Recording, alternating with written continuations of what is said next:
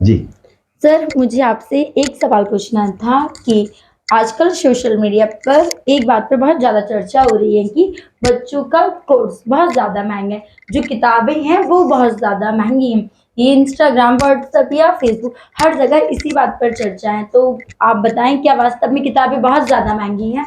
ये बहुत अच्छा सवाल पूछा है तुमने। और सारे बच्चों को ये पता भी होना चाहिए कि क्या वास्तव में किताब महंगी हो गई है या किताबें कितनी महंगी पड़ रही हैं। तो जब जब साल का शुरुआत होती है, सेशन स्टार्ट होते हैं स्कूल के अंदर, आप सोशल मीडिया से लेके अखबार तक, पत्रकार से लेके और एक सामान्य व्यक्ति तक आपको यही कहता हुआ दिखाई देगा कि किताबें बहुत महंगी हो गई हैं, कोर्स में लूट मची हुई है, कोर्स में लूट मचा रखी है। ये एक प्रोपेगेंडा है, एक अफवाह है ताकि आपके बच्चे किताबों से दूर रहे।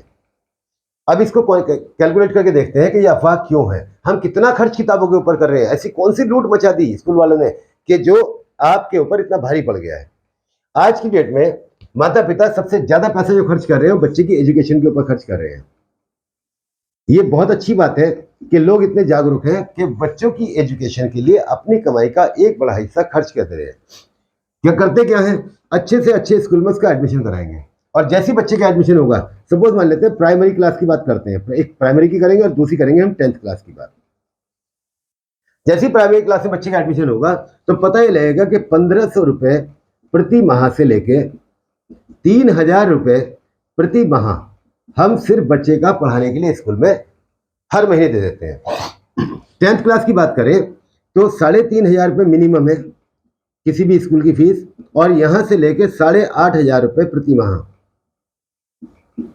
हम सिर्फ पढ़ाने के लिए दे रहे हैं। अगर कैलकुलेट करें 12 महीने से, क्योंकि 12 महीने की फीस जमा करनी होती है, तो लगभग 1 लाख रुपया आप यहाँ केवल फीस का दे रहे हैं, और वो फीस किस चीज की है, पढ़ाने की। 1 लाख रुपए प्रति वर्ष। यहाँ पे लगभग आप 36,000 रुपये प्रति वर्ष खर्च कर रहे हैं किस चीज के लिए, पढ़ाने के लिए। अब जब आप इस बच्चे का कोर्स लेने पहुंचते हैं प्राइमरी स्कूल के, तो कॉपी किताब सहित जो आपको कोर्स मिल रहा है वो 1500 से 2000 के बीच में मिल रहा है। ठीक है, अगर आप 10th क्लास के बच्चे का कोर्स लेने जा रहे हैं तो वो आपको 6000 से 8000 रुपए तक मिल रहा है। इससे महंगे कोर्स कोई भी स्कूल नहीं बेच रहा है। ठीक है, ये कितने दिन के लिए है, ये 12 महीने के लिए। तो अगर मैं इन 2000 रुपए को 12 महीने से डिवाइड कर दूं तो एक महीने का जो खर्च बैठ रहा है किताब का वो बैठ रहा है 200 रुपए। अगर मैं इसको 6000 को डिवाइड करूं तो एक महीने का खर्च बैठ रहा है 500 रुपए, और यहां पे अगर इसको डिवाइड करता हूं लगभग 800 रुपए। एक महीने का खर्च किताबों के ऊपर बैठ रहा है 700 रुपए। ठीक है, यानी कि प्रति माह आप अपने बच्चे की किताबों के ऊपर केवल 500 से 700 रुपए खर्च कर रहे हैं, जो बच्चे आपका 10th क्लास के अंदर है। और प्रति माह आप अपने बच्चे के लिए सिर्फ 200 रुपए खर्च कर रहे हैं, जो बच्चा आपका प्राइमरी के अंदर है। ठीक है, ये किताबों का खर्च बता रहा हूं मैं आपको। परंतु मीडिया से ऐसा हाइप किया गया, किताबों ने लूट पड़ गई, किताबों ने लूट पड़ गई। अगर आपका बच्चा केवल एनसीईआरटी की किताबें पढ़ता है जो कि क्लास 10th की है, तो उसमें केवल मैथ्स की किताब की बात करता हूं, मैथ्स की एक्सरसाइज 1.1 खोल के देख लेना जिसे मेरी बात पे यकीन ना हो, और जो अभी किताब लेके आए वो भी देख सकते हैं। 1.1 उसमें केवल 7 क्वेश्चन दिए हुए हैं। 1.1 में केवल 7 क्वेश्चन है, यानी इन 7 क्वेश्चन से आपका बच्चा क्या सीखेगा, क्या करेगा, प्रैक्टिस कहां से करेगा। तो एक टीचर आपने पकड़े कहां के लिए, ट्यूशन पढ़ाने के लिए। ट्यूशन 10th के बच्चे का आपका कंपलसरी है। आजकल तो प्राइमरी में ट्यूशन लगा रहे हैं बच्चे लोग बाग कि हमारे बच्चा ट्यूशन पढ़ रहा है, 1500 रुपये महीना आप यहाँ पढ़ाने का दे रहे हैं। ठीक है, और इस टीचर ने कहा कि किताब ले आओ, तो वही किताब लेते हुए आपकी चीख निकल जाती है। अब यहाँ ट्यूशन लगा दिया आपने बच्चे का मैथ्स पढ़ने के लिए। मैथ्स पढ़ने की जो फीस है वो 1 से 1500 रुपये प्रति माह जा रही है। 1500 आपने ये दे दिए, 8000 आपने ये दे दिए, 9500 रुपये आपने दिए हैं सिर्फ और सिर्फ पढ़ाने के। किस चीज के लिए दिए हैं, पढ़ाने के लिए। अब जब बच्चे की बारी आती है पढ़ने की, पढ़ेगा किस चीज से, तो इस ट्यूशन वाले टीचर ने, जो कि अच्छे टीचर थे, उन्होंने कहा आप एक काम करो, RS अग्रवाल की किताब ले आओ या RD शर्मा ले आओ।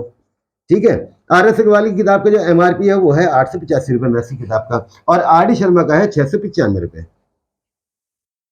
ये दोनों किताबों का MRP मैंने लिख दिया।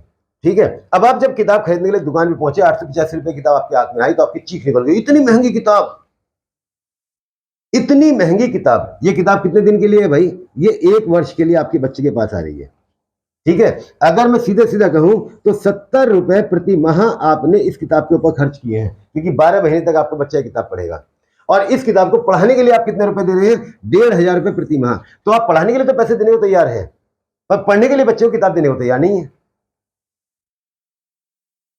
70 रुपए प्रति माह आप बच्चे की किताब के ऊपर खर्च नहीं कर सकते हैं। और इसी बच्चे को, जो बच्चा आपका यहां पढ़ रहा है, इसी बच्चे को जब आप मार्केट लेके जाते हैं जूते खरीदवाने के लिए, तो पता लगा 1500 से 2000 रुपए जूते दिलवा के ले आए उसको आप, जिसका कोई उपयोग नहीं है, पैरों में पड़ा रहेगा।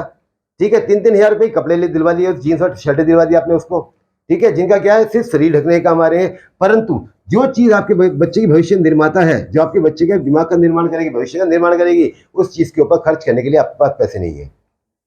यहां पे पता लगता है कि आप मानसिक रूप से दिवालिया हो चुके हैं।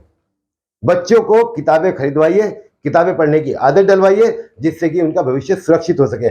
पढ़ाने के ऊपर पैसा खर्च करने के बजाय पढ़ने के ऊपर पैसा खर्च कीजिए। आपको तुरंत पता लग जाएगा किताबें महंगी हैं या नहीं है। धन्यवाद।